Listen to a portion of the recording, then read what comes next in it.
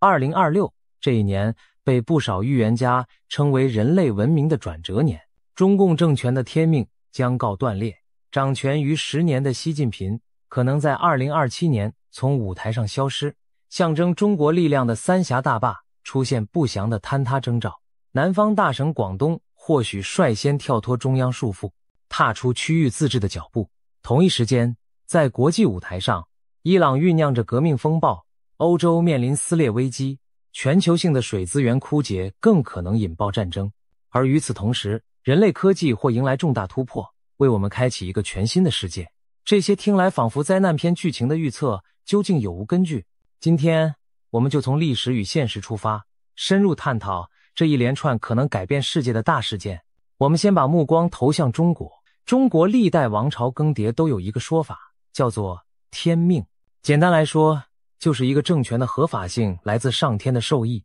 但当这个朝代的德行不足，民心丧尽时，上天就会以种种灾异示警，预告王朝气数将尽。民间俗话称天垂异象，国将兴衰，说的就是这种观念。比如史书记载，朝代末年往往灾祸频仍，例如大旱、洪水、瘟疫、蝗灾接踵而至，被视为老天对暴政的谴责。回顾近年中国所发生的事情，令人不禁联想到这套传统理论。就拿2020年至2023年间来看，中国接连遭遇疫情肆虐、大范围洪灾与旱灾并存、经济下行压力剧增等挑战。长江在夏季干涸见底，荆楚大地爆发特大洪水，北方多省遭遇罕见沙尘与冰雹。不少网友戏称，这几年简直是十灾八难涌向中国。而更耐人寻味的是，天空中也出现了古人眼中改朝换代的异象。例如2022年底，北京和东北等地多次出现换日现象，天空中悬着3个太阳。根据唐代星象家李淳风在《乙巳战》中的古训提到，众日并见，天下裂分，意思是如果天空同时出现多个太阳，预示天下将要分裂，战乱四起。传说中的征兆竟在现代真实上演，难怪一些迷信的百姓开始嘀咕，莫非中共的天命真的要到头了？除了天灾异象之外，民心的变化也是天命是否犹存的重要标志。2022年底，中国多地爆发了所谓白纸运动的抗议浪潮，年轻一代走上街头，高举白纸抗议严苛的风控和言论管制，甚至有人公开喊出反对领袖的口号。这在高压统治下的中国极为罕见，仿佛让人看到了民心中的一丝裂痕。尽管当局迅速平息了风波，但那一幕透露出的民意汹涌，令外界意识到中共统治并非牢不可破。如果将天灾与人祸交织起来考量，今日的中国和历史上朝代末期的景象颇有几分相似。对信奉天命论的人而言，这未尝不是一种警讯。值得一提的是，在中国传统历法中，每逢60年循环会出现丙午年和丁未年，被古人称为红阳节。据说这2年往往伴随大乱，翻开历史可以发现一些巧合。例如上一个丙午、丁未年是1966和1967年，正值中国爆发文化大革命，社会动荡达到极致。再上一个丙午年是1906年，当时清朝国运衰微，各地革命风起云涌，几年后王朝就覆灭了。而更早之前的明末清初，虽然纪年不同，但17世纪60年代也经历了连年饥荒和李自成的大顺起义，改朝换代。当然，这些年份的巧合或许只是巧合，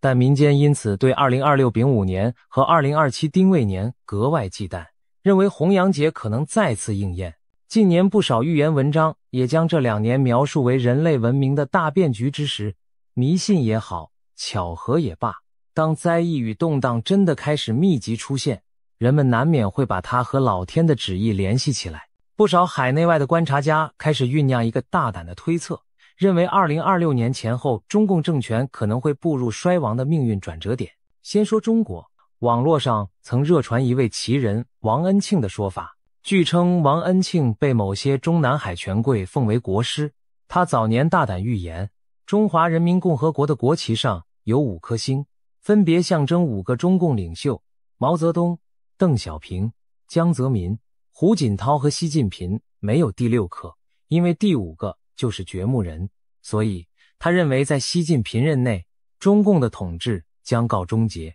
如今习近平正是第5任领导人，而中共建政已经70余年，接近历史上朝代寿命的极限。如果王恩庆所言有理，那么2026到2027年这段时间，也许就是他暗示的终局时刻。事实上，民间近来盛传一则北戴河会议的风声，据说习近平可能干完这一届之后不再安排接班人。这传闻无从证实，但与王恩庆的预言不谋而合，似乎都指向习时代将是红色政权的最后篇章。巧合的是，远在大洋彼岸的一位英国灵媒克雷格·汉密尔顿·帕克也对2026年的中国做出了惊人预测。帕克以往因多次成功预言国际事件而小有名气，他在2023年11月发布了一系列对2026年的预言，其中最引人注目的一条就是他看见中共政权将开始出现冰川式瓦解。这个生动的描述形象地描绘了一种并非瞬间崩盘，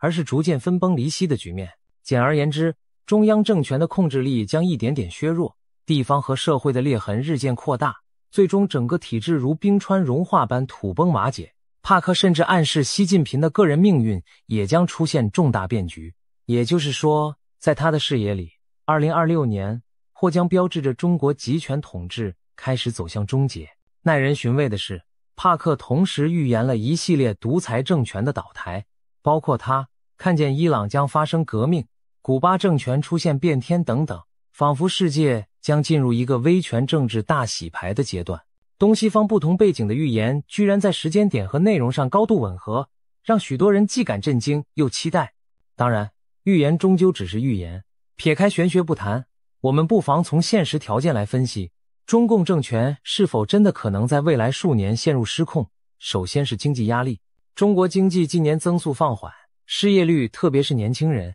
失业率高企不下，地方政府债台高筑，财政困难已经显现，有些地区甚至闹出了公务员降薪、社保研发的传闻。如果经济在2026年进一步恶化，失业人潮和债务危机交织，社会稳定将面临严峻考验。其次是政坛内部，习近平在位期间清除了众多政敌，打造了一言堂的权力状态。然而正所谓孤注难支，权力过度集中也意味着决策失误，缺乏纠偏机制。一旦哪里出现重大的治理失败，习近平本人将难辞其咎。想象一下，如果某场天灾人祸处理不当，激起全国众怒，或是某个政策导致经济雪崩，引爆全国性抗议，习会不会成为党内外众矢之的？历史上不乏此类先例。再加上习近平本人生理年龄渐长，外界时有他健康不佳的小道消息。一位高龄且高度集权的领袖，在风雨飘摇的局势中，其统治稳定性确实令人关注。如果种种压力在2026至2027年间同时发酵，不排除中国政局出现突然巨变的可能。届时，习近平可能被迫下台，甚至从公众视野中消失，也并非完全不可想象的结局。值得一提的是，面对内忧，中共也可能铤而走险地对外挑起冲突，以民族主义凝聚人心，例如加剧对台湾的军事压力，甚至在某个时期对台动武，借此转移国内视线。然而这种赌博式举动若遭遇失败，只会加速政权崩溃。北京当局曾将2027年定为解放军实现建军100年奋斗目标的节点，有外媒解读，其中隐含着完成对台湾统一的野心。但如果内部局势在2026年前后已现乱象，习近平还能否腾出手对外冒险？或者相反，他会不会孤注一掷对台湾动手以维持权威？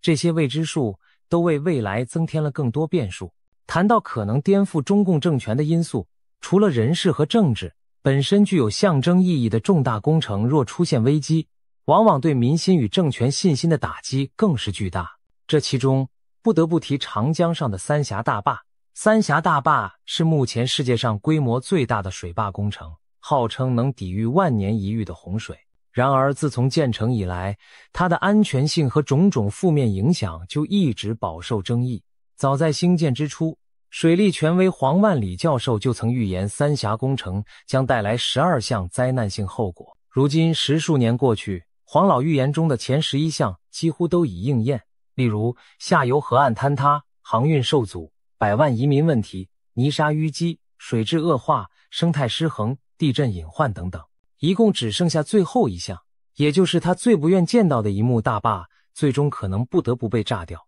尽管官方从未承认大坝存在生死攸关的危机，但近年来一些迹象令人不安。2020年夏季，超历史极值的长江洪水压境，三峡坝区一度承受了前所未有的入库流量，所幸涉险过关。事后有海外卫星照片显示，大坝疑似发生轻微变形，虽然中国专家解释那是正常弹性，但仍引发轩然大波。接着2022年又发生长江中下游罕见干旱，三峡库区水位骤降，显露出库岸滑坡的隐患。可以说，大坝正经历极端天候的反复考验。而在中国传统风水观中，三峡大坝更被一些术数家斥为斩断龙脉之举，认为此举逆天而行，终将折损国运。不管风水之说是否可信，三峡工程象征着中共治下人定胜天的骄傲。如果有一天它出现重大事故或结构性损毁，将在国内外造成极大震撼，上亿人口赖以为生的长江流域将陷入浩劫，而这样的灾难无疑会被舆论解读为天谴，把中共政权的威信彻底冲毁。难怪坊间流传着一句话：三峡若垮，中共必亡。可见三峡大坝早已超越一座水利工程的意义，而被看作中共国运的象征之一。如今各种征兆叠现，让人不寒而栗，不禁想，会不会真的有那么一天，假如北京的中央权威真的因某种巨变而示威，中国的政治版图将如何演变？有一种推想是，中国可能重回群雄割据的局面，各地区出现实质上的自治甚至独立倾向。而在这之中，广东这样的沿海发达省份被许多人点名，认为可能是率先迈向区域自治的领头羊。为何是广东？首先，广东历史上就是变革风气最先吹拂之地，晚清以来的多次革命运动，如辛亥革命、护法运动，广州都曾是策源地。民国时期，广东也一度成为军阀割据时代的半独立政权，由陈济棠等地方实力派经营自治。这片岭南大地民风开放，与中央朝廷的联系相对松弛。其次，广东经济实力雄厚，改革开放以来累积了巨大的物质基础和国际联系。若中央政府瘫痪，广东有能力自成一体，继续运转，反而那些财政依赖中央补贴的欠发达内地省份才更难独立支撑。再者，广东毗邻港澳，吸收了较多民主法治的观念熏陶，广东人对自由和自治的向往可能比内地其他地方更强烈。即便在严厉管控下，我们依然能从互联网舆论中窥见一丝端倪。有人半开玩笑地自称广东公投独立，虽然这类言论很快被删除，但它的出现本身耐人寻味。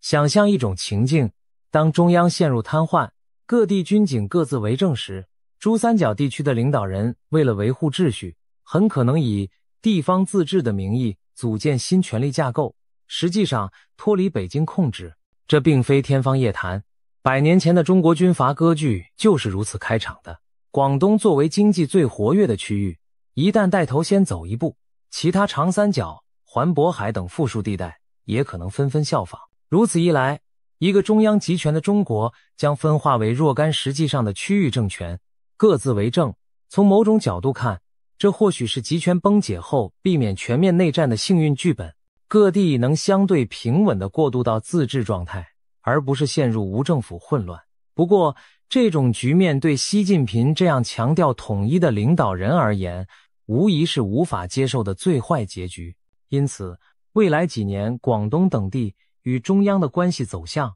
将成为判断中共政权是否江河日下的一个风向标。如果我们真的看到地方开始公然违抗中央指令，自行其事，那就说明天命真的降临到尽头了。从以上种种迹象与推演来看，2026年前后中国内部确实存在巨变的可能性。当然，这些还只是围绕中国的剧本。此时此刻，让我们把视野放宽，看看世界其他地区正在酝酿的动荡与变局。或许巧合的是，他们与中国的巨变可能前后呼应，构成全球范围内的震荡。首先是中东的伊朗，这个拥有深厚文明底蕴的波斯国度，在21世纪的今天依然实行着严苛的神权统治。然而暗流涌动，伊朗社会对现政权的不满早已积蓄多年。早在2009年，伊朗就爆发过大规模的绿色革命抗议。此后经济低迷和制裁压力下，民众示威此起彼伏。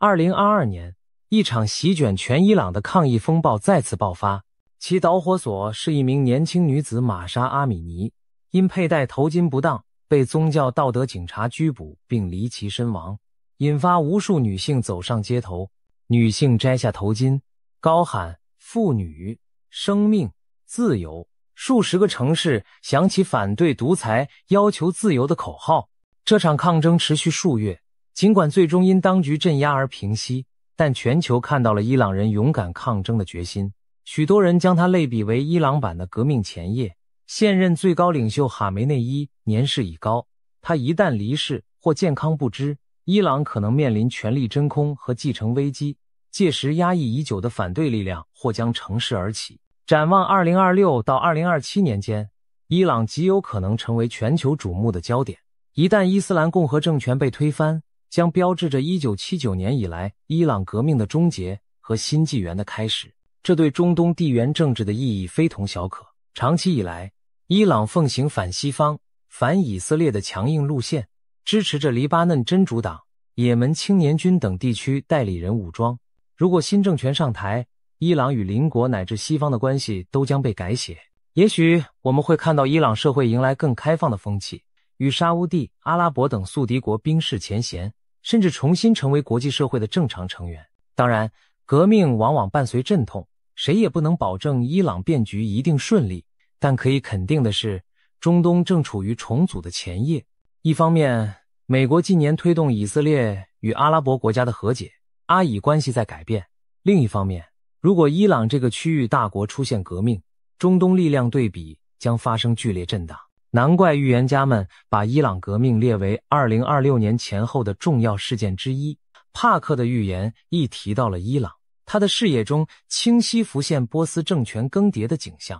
试想，中国政局巨变与伊朗革命若在相近时间发生，那将多么富有戏剧性！两个相距遥远的古老文明几乎同时告别，各自延续了数十年的统治秩序。历史有时就是如此，充满巧合，又耐人寻味。将镜头转向西方，欧洲也正面临着自冷战结束以来最严峻的分裂危机。欧洲联盟一度被视为团结与和平的象征，但如今内外交困，出现了明显的撕裂迹象。先是2016年的英国脱欧公投，让欧盟失去了一个重要成员，也撕开了欧洲一体化信念的口子。随后，欧洲本土民粹与极右势力崛起，在多国兴风作浪。匈牙利、波兰等东欧国家与布鲁塞尔在司法独立、新闻自由等问题上争执不下，甚至被认为偏离民主价值。意大利、法国等大国的选举中，以欧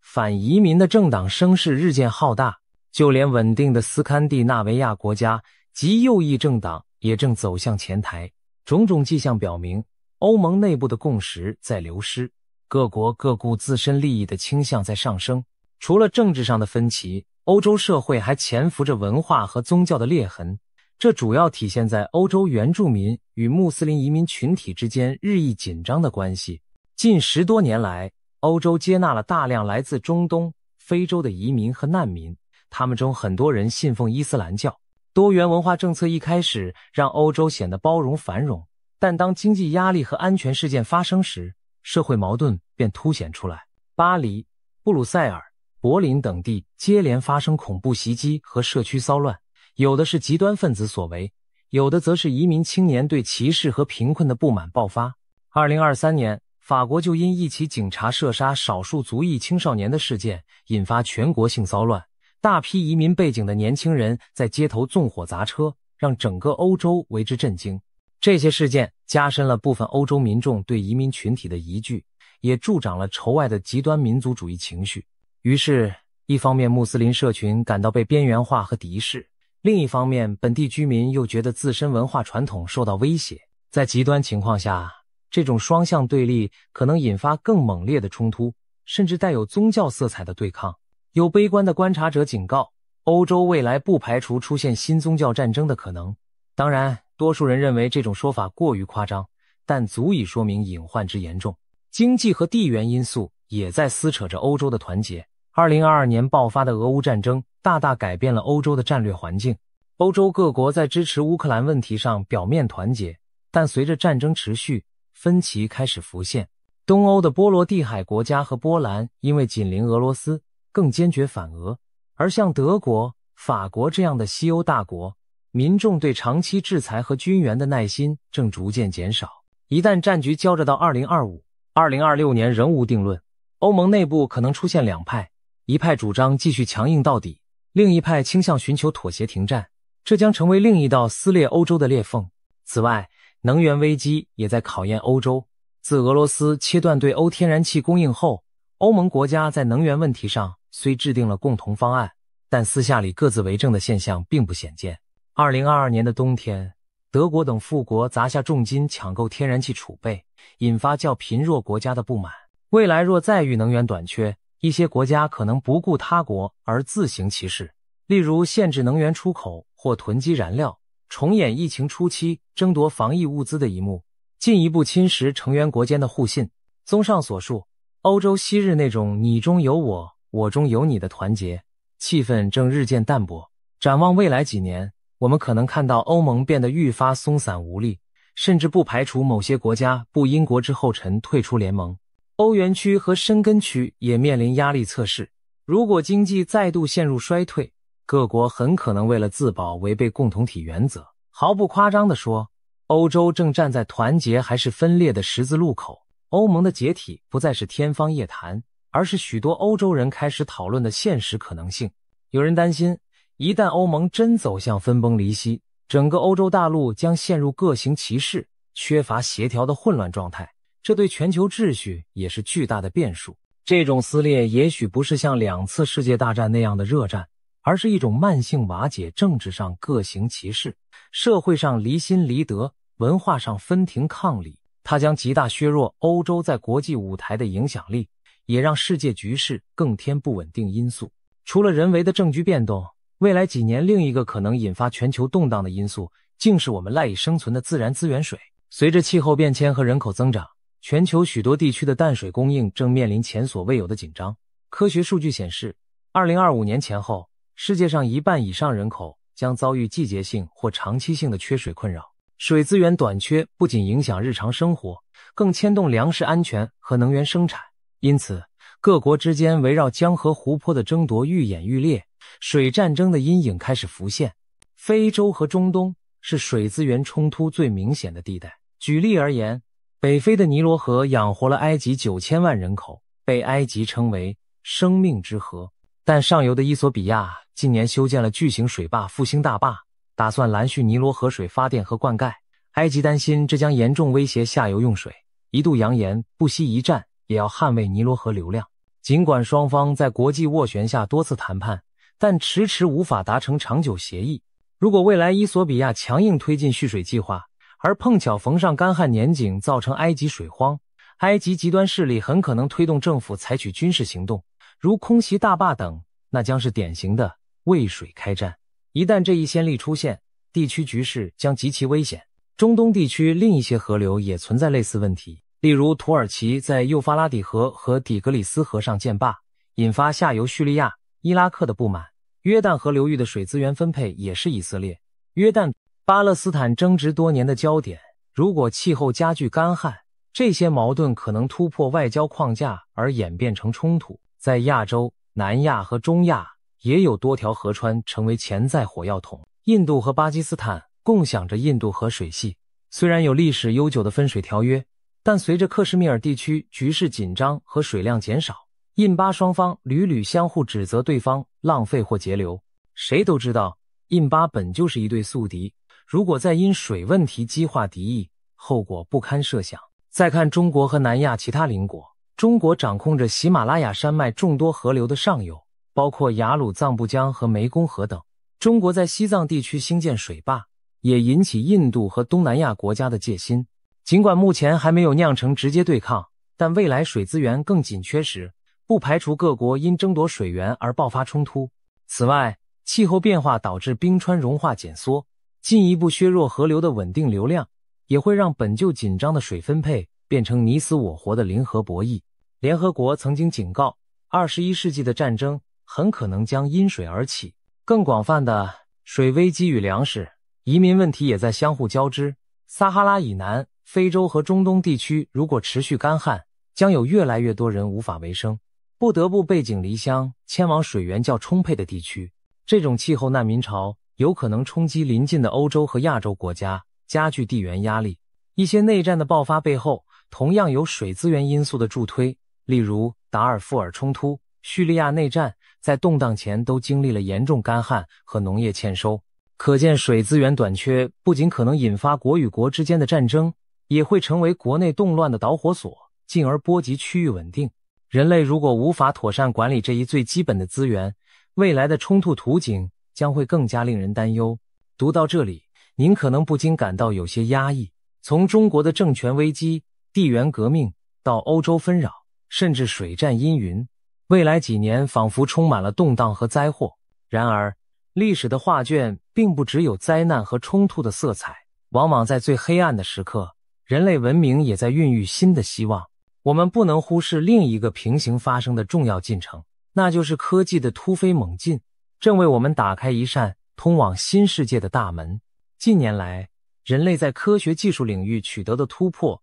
令人目不暇给。如果这些趋势延续到2026年前后，我们可能会见证若干具有革命性意义的发明创造，彻底改变现有社会的面貌。首先要提的就是能源技术的飞跃。2022年底，美国科学家首次在实验室实现了核融合反应的净能量输出，这意味着人造太阳的梦想离现实更近了一步。众所周知，核融合被视为解决人类终极能源需求的圣杯。这种反应以氢同位素为燃料，几乎取之不尽，反应产物是无污染的氦气。一旦核融合技术成熟应用，人类将告别对石化能源的依赖，不再受制于能源短缺和碳排放问题。许多国家正投入巨资研发，目标是在2030年前后建成可发电的聚变反应堆。如果在2026年左右，我们听到某个团队成功点火运转了一座中型核融合装置，那将是科技史上的巅峰时刻，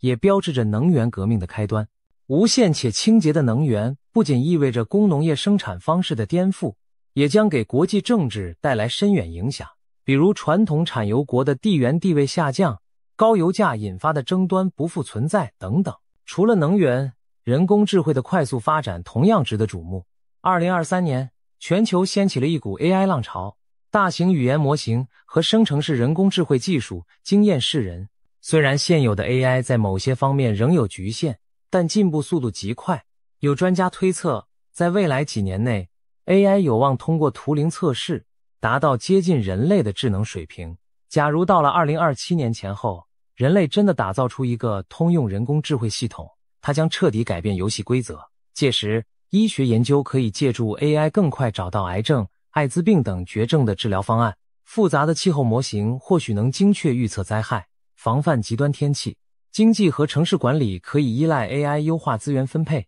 消除浪费。教育亦能因材施教，大幅提升人力资本素质。当然， AI 的发展也伴随风险，但如果善加引导，人机协作将开创一个生产力极大提高的时代。想象一下，未来的工厂里，枯燥危险的工作由机器人完成，人类可以专注于创意和设计。医院中， AI 助手帮助医生分析海量病例，提出最佳治疗方案，患者的存活率因此大大提升。这些都不是幻想，而是正在研发的原型。科技界普遍认为，2020年代中后期，我们将迎来人工智慧应用的大爆发，其带来的效率提升堪比当年的工业革命。这无疑也是新世界的重要特征之一。说到计算领域，我们还不得不提量子科技的新前景。2020年代初，科研人员已经研制出拥有数十个量子比特的试验性量子计算机，能在某些特定问题上远胜传统超级计算机。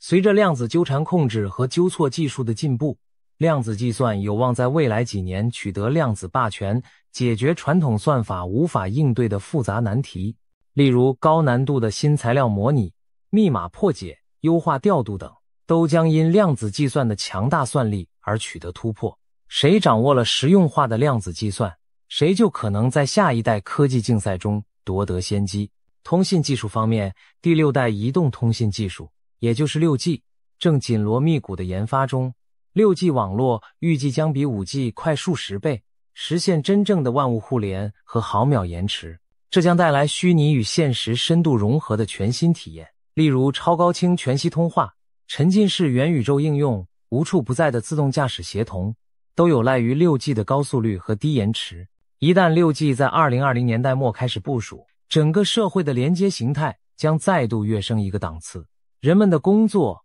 娱乐和社交模式都会被重塑。在生物医学领域，基因工程和再生医学的进展同样振奋人心。自从人类基因组计划完成、基因编辑工具 CRISPR 问世以来，我们正逐步解开生命的密码。科学家已经能够修改致病基因，研发个性化的基因疗法。一些曾经无解的遗传病，如血友病、肌萎缩症等，如今透过基因编辑技术找到了治愈希望。再生医学方面，利用干细胞培育器官组织的技术日渐成熟，用人造器官来替换病变组织不再只是科幻桥段。这意味着人类寿命有望进一步延长，生命质量大大提高。试想，癌症不再是不治之症，老年痴呆可以被预防甚至逆转，那将是多么不同的社会。许多老龄化国家的困境将迎刃而解，人们在更长的寿命中依然保持健康活力。当然，新技术带来伦理挑战，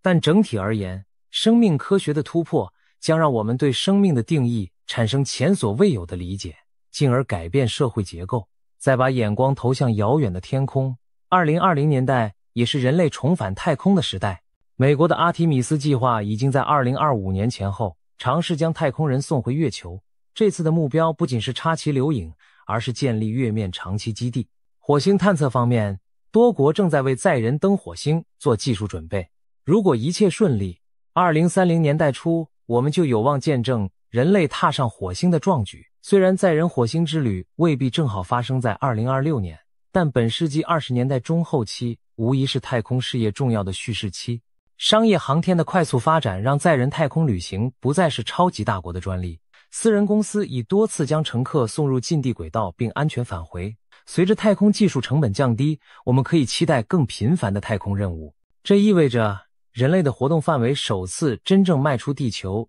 进入新世界的另一重意义外太空。长远来看，太空资源的开发将为人类文明带来新的增长空间，例如开采小行星上的稀有金属，或在月球上开发大量的氦三燃料等等。虽然这些愿景尚需时日，但现在正是一切的起点。由此可见，2026年前后的几年，可能一方面是动荡不安、战云密布的关键时刻，另一方面又是希望萌芽、突破涌现的创新时代。我们仿佛处在一个旧世界与新世界的交界处，前方的走向未定，既充满危机，也蕴藏转机。这不禁让人想到历史上的某些关键年代，例如20世纪40年代，世界经历战火洗礼，却也催生了联合国体系和战后新的国际秩序。再比如18世纪末，封建王朝在革命风暴中倒塌，随之而来的是民族国家和民主思想的崛起。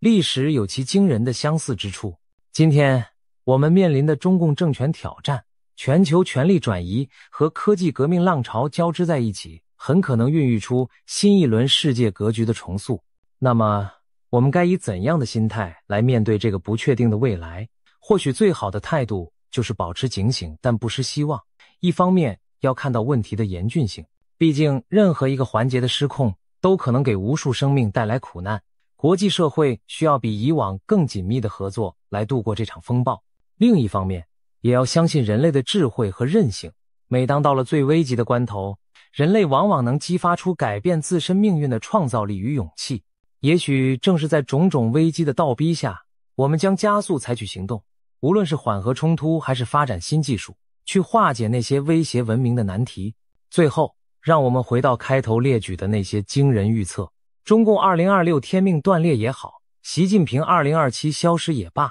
这些未来场景最终是否会成真，现在下定论还为时尚早。同样，三峡大坝会不会出现异变？广东是否真的带头自治？伊朗的革命之火何时真正点燃？欧洲会否彻底决裂？这一连串问号只能交给时间解答。唯一可以确定的是，我们正生活在一个剧烈变动的前夜，种种征兆都在昭示着旧有的稳定格局正在松动，一个充满未知的新时代渐行渐近。或许若干年后回首，我们会发现2026年前后真的是历史课本上的分水岭，人类由此踏上一条全新的道路，希望那将是一条浴火重生之路，而非万劫不复之路。历史的大戏已然开幕，让我们拭目以待，见证这段不平凡的时代篇章。